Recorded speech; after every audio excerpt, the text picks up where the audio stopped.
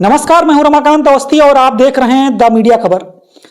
बात होगी आपके मोबाइल के बारे में, बात होगी आपके डेटा प्लान के बारे में, बात होगी आपके रिचार्ज के बारे में।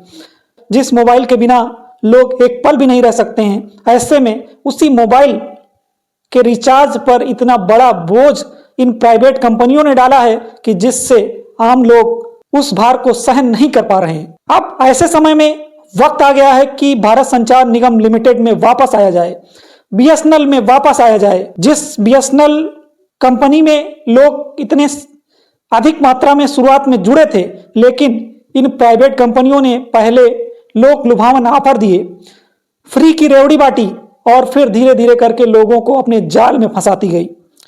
फिर ये प्राइवेट कंपनियां जैसे कि जियो, एयरटेल और वीआई ने अपने ग्राहक बनाए और फिर धीरे धीरे करके उन पे महंगे टैरिफ प्लानों का बोझ डालना शुरू कर दिया। और अब ऐसे समय में जब इन कंपनियों ने अपने टैरिफ प्लान बढ़ा दिए हैं, तब लोगों के पास एक सबसे बढ़िया ऑप्शन है कि वो बीएसएनएल में वापस आ जाएं। बीएसएनएल जहां अपनी सर्विस को धीरे धीरे बेहतर कर रहा है, वहीं आपको बता दें कि बीएसएनएल में विगत कुछ महीनों में लगभग पूरे देश में 10,000 नए टावर लगाए हैं, जिसके जरिए बीएसएनएल देश में एक बार फिर से उठने की तैयारी कर रहा है।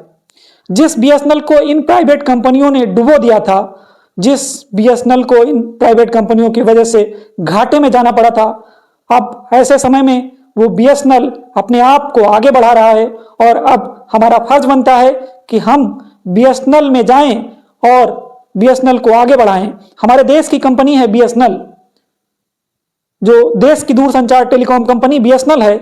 आपको बताएं कि सबसे पहले शुरुआत में जब लोग नया फोन लेते थे, नया सिम लेते थे, तो वो बीएसएनएल को ही अपना पहला ऑप्शन चुनते थे और लोग कई कई दिनों तक बीएसएनएल सिम के लिए वेट करते थे।